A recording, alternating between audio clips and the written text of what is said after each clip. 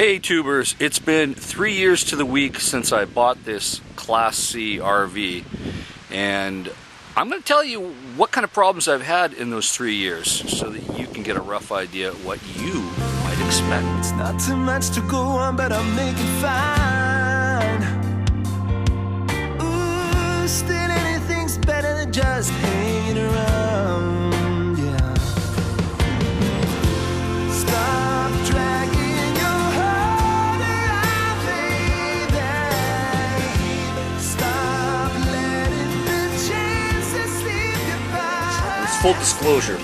I've been full-time 3 years minus 3 months, but it's 3 years now since I bought this rig, which is an 2008 Adventurer 22 RB, and I currently have 150,000 kilometers, so about 94,000 miles on it now. And in the last 3 years I've been down to the desert in the wintertime twice, and I've been up to Hyder, Alaska, and I've been in through the Rocky Mountains a couple times. And so I've been traveling a lot with it. I'm not just staying in one place. When I do stay in one place, it's for 2 weeks to several months, and then I move on. And even in between there, I do a lot of weekend trips. So I'm moving a lot. So you're probably wondering what to expect in terms of problems. Now, my strategy when I bought this RV is I didn't want to buy new because the depreciation was too much and the costs were too high. And the insurance, of course, is even more. So there's that sweet spot between an RV being new and being used but too old that you want to kind of, find a unit. So, something that's about 5 to 8 years, 10 years old is kind of that sweet spot where you're not going to have too many problems if you select the right unit. So in the last 3 years, let's talk about mechanics, just about the drivetrain part of it, not the coach part. Before I took delivery, I had them put a brand new radiator in, so my cooling system has been par excellent. Thankfully, I didn't have to pay for that. I did put 6 new tires on. The coach needed it, so I went to Oregon to get tax-free tires. Tip for you West Coasters: if you're going down to California, stop in Oregon. Price of some good tires, get them thrown on.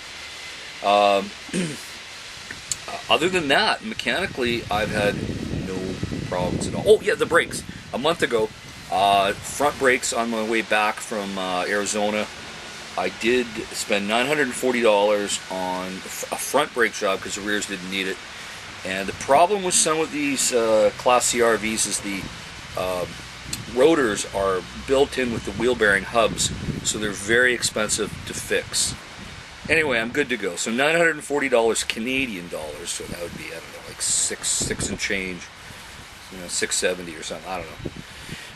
And that's been it, other than the tires, which I paid $1,100 Canadian for 6 tires. It's not bad. So got no complaints on the mechanical end of things. As for the coach, about a year and a half ago, the furnace wouldn't turn on, and with a screwdriver and 5 minutes of screwing around, it was just the thermostat, and I fixed it. Cost me nothing. Had a leak on the roof the first year, thanks to Happily Houseless in Tucson, Arizona. He helped me fix that with all the materials. He even actually gave me all the materials, so I paid nothing for that repair, and I haven't had a problem with that since. Thank goodness. I've replaced the anode in the hot water heater. Very simple job, easy to do, just regular maintenance. I wouldn't even call that a fix. That's just regular maintenance, especially when you're running hard water with a lot of minerals. Up here in Canada, our water's pretty soft, but when I'm down there, I'm sure I'm chewing up the anodes. I've recently developed a very small leak on my toilet, so what I'm going to do is I'm going to wait to find a good price on a replacement ceramic toilet and kind of, go mainstream with something, less plastic, and just replace the whole unit. Even though it's just the regulator, I could take it out and replace the regulator, but I figured I might as well just go with a new unit that I like. that's not going to cost me more than a few $100 and an hour of my time to replace. So that's it. I wish I could say it has cost me a lot of money. It hasn't.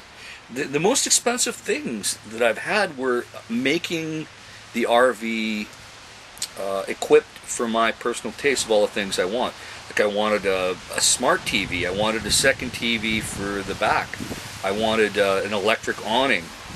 I wanted an ice machine. You know, all these other things that make my life more comfortable are bigger expenses, I think, than the maintenance. Now, of course, am I going to have some catastrophic failures down the road? Of course. As this thing ages, I could have a transmission failure in 5 days from now. I don't know, but so far, I've had very little problems, and it's been nice. And I just want to throw this out here. It's Canada's 150th birthday. And we're celebrating that on Canada Day, July 1st. So it's going to be a lot of tourists, a lot of campers up here. Canadians, Europeans, Americans. And I hope to see you on the road sometime this year too. So in the meantime, stay safe, keep your wheels in the ground. I'll talk to you soon. Bye-bye. Ooh, still anything's better than just hanging around.